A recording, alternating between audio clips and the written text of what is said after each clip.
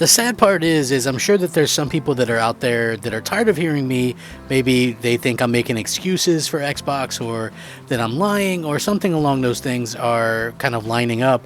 But it's really not that way. I feel sorry. I feel like Sony is getting preferential treatment. I feel like Nintendo gets preferential treatment because they've been around longer, and it kind of bums me out when you see stuff like this happen. I am exasperated. Right?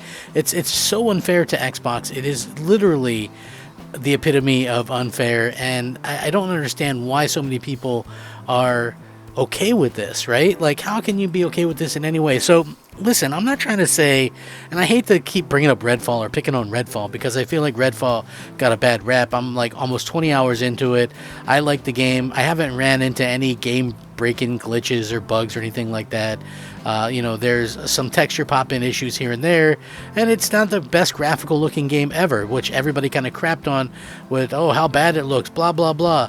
But, there's these other games that have been releasing. For instance, you see Zelda, the new Zelda. I'm not trying to compare it to Zelda by any means, right? If you ask me, in my heart of hearts, what would I grade Redfall right now? I would say I would probably give it a 7, and I think that a 70 would be fair for that game. Now, when it comes to Zelda, the interesting thing here is, and it's not just that, you can look at stuff that happens with PlayStation in general, like God of War reusing a lot of the same assets, Spider-Man and Spider-Man Miles Morales reusing a ton of assets. This happens, but this new Zelda game, and I'm not a Zelda fan, mind you, but this game is receiving this critical acclaim, and everybody's like, oh my god, Zelda, they've done it again. You know what I mean? And for me, I'm just looking at this game dropping down into the 20 frames per second, and all the people that were commenting on ugly graphics on Redfall and frame rate issues, I refuse to play a game at 30 frames, are now the same ones that I'm seeing pop up all over the place, say they got their pre-orders in for this Zelda game, can't wait to play it, it's changing everything. Hi, my name is Crap Gamer, and I used to be a fat ass. But then I played the new Zelda game, and it cured me of all that. Hey, you know what? I used to have depression and anxiety, but I played the new Zelda, and it cured those things too. Hey, I used to be a gaming snob, and I hated games that were 30 frames per second and weren't graphically impressive. I used to put down others if they liked those type of things, but Zelda helped cure me of all that. So you see what I'm saying? Like, I hate to kind of go on this tangent, but how is that fair in any way, shape, or form that this game is like a, 96, 97 rated? People are like, game of the generation, game of this game. It's like literally reusing the same map, right? So imagine any other game uses the same exact map and then just changes things up in it so it's a slightly different story in the same area, right? And there's nothing really graphically better about this game, 6-7 years later? Nothing that I could see. And it has choppiness and frame rate issues, but everybody's like 10 out of 10. How is that not sort of a Nintendo rub, if there ever was one, right? I think people just like, and listen, I'm not saying, like, again, if you want to think I'm a conspiracy theorist or whatever, I'm fine with that, but it's like the same thing happens with like GTA games and things like that, where we start to see people just go, oh, okay, well, this game is so great, it's made by Rockstar, 10 out of 10.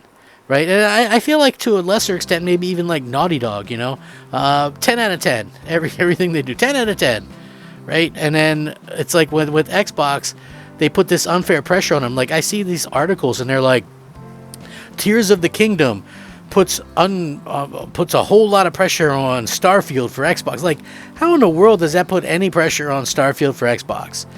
Two completely different types of games. Two different companies. One of them is basically copying the same thing they did exactly last time. The other one is a brand new IP, the first new IP in 25 years from a company.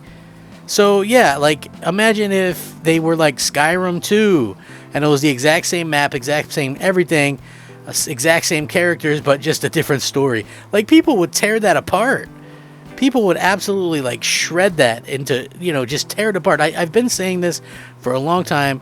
There is absolutely a huge difference between the way that Xbox gets treated and the way that everybody else gets treated in this industry. And it is so disappointing. And I've mentioned this multiple times as well. How many of you have heard that Sony canceled a game, right? They canceled a sci-fi shooter that they were funding. They closed down the studio within a week of each other of doing these things, and nobody's talking about it at all. Nobody's saying a word. It is absolutely hilarious to see this, because I said, I mentioned this on social media. I'm like, well, is this having anything to do with, some mismanagement and things like that? And everybody's like, no. Sony's just smart. They see that, something's not up to par, so they get rid of it. And I'm like, my initial response to that was, so is that what you thought when Scalebound got canceled? Because everybody was saying mismanagement, right? Mismanagement when Scalebound got canceled. But again, apparently that's only Microsoft. Like, there's this huge double standard, and I do not understand the thought process behind this thing, right? Like, the way that people, and listen, I'm not trying to crap on your Zelda game. If you're a big Nintendo fan, don't be all thinking Crap Gamer hates Nintendo, Crap Gamer hates Zelda. Yes, Nintendo isn't my thing anymore. I feel like playing those games are like, I think they can have some fun games, but the way that their online is set up, draconian, they don't have an achievement system, the whole friends thing, like everything that they do. And even though, like, I'm not like a super snob when it comes to hardware, like, you still want stuff that's capable. If you're running stuff in 30 frames, at least run it in 30 frames, not 15, 20 frames. And so I think that's probably the bigger issues that I have with Nintendo. But I think Nintendo does what Nintendo does. They come out with a gimmick and people like it and people go to that, and they're the only ones that could really do that. Like, if Sony or Microsoft came out with this little handheld thing that wasn't up to par graphically, and they wouldn't do nearly what 125 million units sold at 1 billion pieces of software. That's absolutely insane to think about that.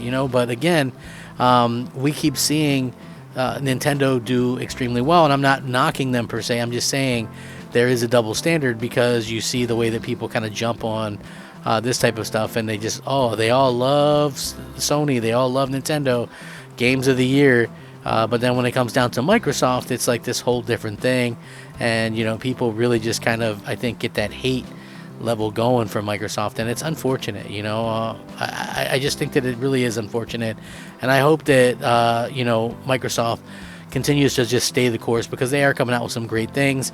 It's like, to me, nobody even notices stuff, because they're all like, well, it's what have you done for me lately? And I'm like, well, lately, Microsoft's first-party studios have outperformed and had better scores and more numerous titles, by the way, than Sony's 2 of the last 3 years, 2021 and 2023. With Sony only having Spider-Man 2 coming out for between now and April of 2024, and Microsoft having numerous games coming out. So I do think that there is a huge difference there. And, again, that's something that I feel people don't bring up enough, or the fact that the past 3 years, Microsoft hadn't really had a miss, meaning something that was like in the low rated in the mediocre section. Most of the stuff they put out was either high 70s or 80s or even 90s. The 90s being like Flight Sim, and of course like the Forza Horizon 5 and things like that. So I think that there is sort of this odd thing kind of going on right now, but this is like an unfair thing that's going on. Let me know though, how do you guys feel about this? Do we keep fighting the good fight? Like, do you guys see how unfair this stuff is? Let me know. Rack 'em up, fact 'em up, Crap Gamer 'em up. Thanks for watching. This has been Crap Gamer Reviews. Crap Gamer out.